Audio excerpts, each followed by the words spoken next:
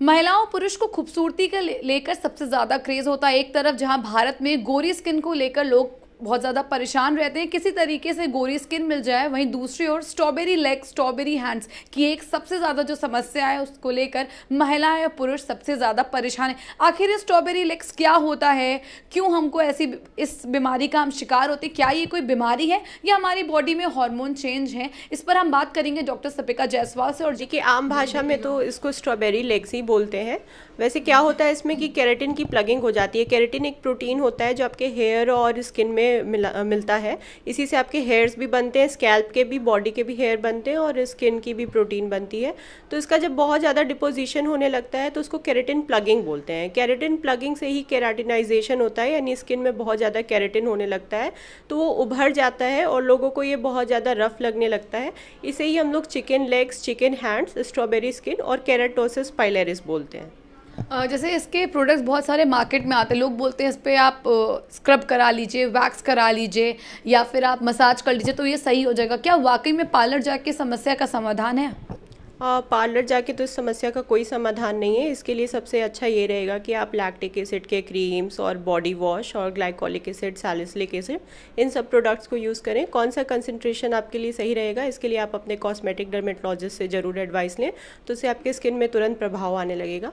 दूसरा, हमारे पास laser hair reductions होते हैं। SHR एक बहुत अच्छा लेज़र है। इससे आप जल्दी अपने हेयर रिडक्शंस जो रहते हैं उसको आप एकदम रिड्यूस कर सकते हैं। जल्दी हेयर नहीं आएगा, तो हेयर में जो केराटिन होती है उसकी प्लगिंग नहीं होगी और आपको ये समस्या नहीं आएगी। लोग कहते हैं ना कि हाथ में बहुत ज़्यादा रफनेस हो जाती है, वो चिकनापन चला जाता है हाथों से और पैरों से, तो क्या कोई हार्मोन चेंज है ये या किसी तरीके की बीमारी या खान पान का असर है जिस वजह से ये नहीं होती है? इसमें विटामिन डेफिशिएंसी भी कई पेशेंट्स में पाया गया है, उस पर अभी भी रिसर्च चल रहे हैं। और दूसरा इसमें ये है कि हाइड्रेशन की बहुत ज़्यादा ज़रूरत है। जैसे कि मैं कहती हूँ 4-5 लीटर पानी ज़रूर पिएं, क्योंकि वाटर जब तक आपका जो है उसमें मॉइस्चराइज नहीं रहेगी आपके स्किन में, तब तक हाइड्रेशन लेवल नहीं मेंटेन होगा।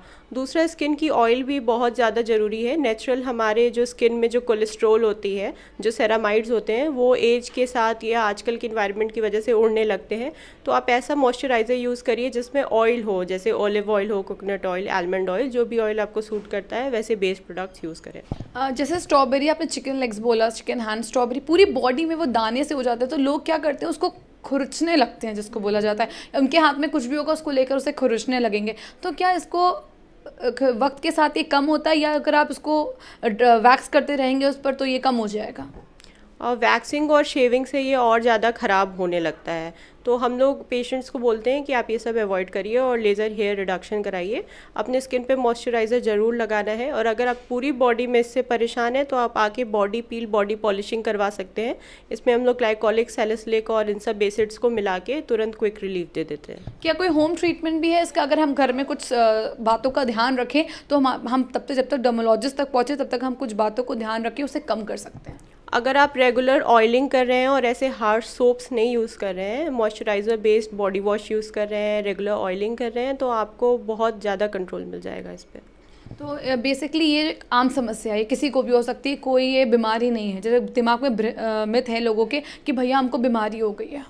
जब तक लोग उसको बहुत ज़्यादा खुजली करके उसमें कोई इन्फेक्शन नहीं ग्रो कर लेते तब तक वो डिजीज़ नहीं कह सकते। ये एक आम समस्या है, ज़्यादातर लोगों को होता है और ऐसा रिसर्चेस में देखा गया है कि 30 साल की एज तक ये ख़त्म भी होने लगता है। पर हमारे पास ऐसे कई क्लाइंट्स हैं जो 35-40 ईयर्स की एज में आते हैं, तो ये किसी को भी हो सकता है और ये एक आम समस्या है।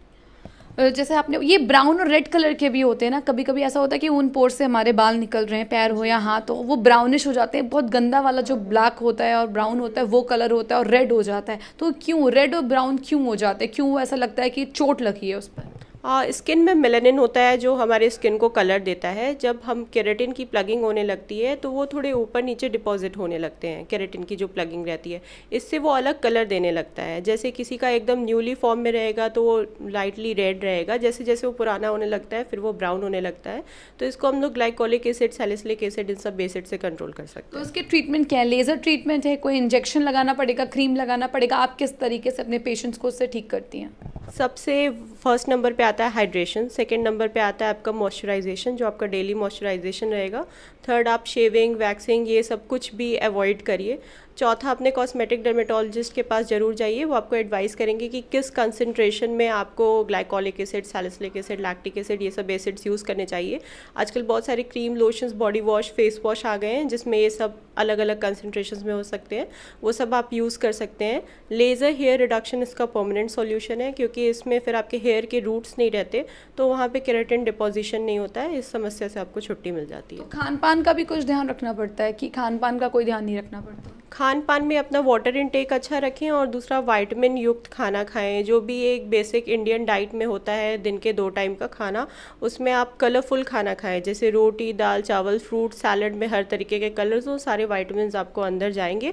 अलग से भी आप अपने डॉक्टर से पूछ के विटामिन के सप्लीमेंट्स ले सकते हैं। Thank you doctor. तो आपने देखा, ये थी हमारे साथ डॉक्टर सपिका जायसवाल, जिन्होंने साफ तौर पे कहा अगर आपको स्ट्रॉबेरी लेग्स है या स्ट्रॉबेरी आपके पूरे शरीर में छोटे छोटे से दाने निकल आए हैं, तो आप खान पान के साथ साथ अपने डर्मोलॉजिस्ट से भी कंसल्ट करिए और परेशान होने की ज़रूरत नहीं है। इसका समाधान आपके डॉक्टर के पास भी और आपके पास भी। अगर आप थोड़ा मेंटली फ्री रहेंगे तो समस्या से आप जल्दी निकल पाएंगे। ऐसे ही बने रहिए मिस टुडे के साथ। वीडियो जर्नलिस्ट अखिलेश सिंह के साथ मैं प्रिया बाजपेयी, मिस टुडे लखनऊ।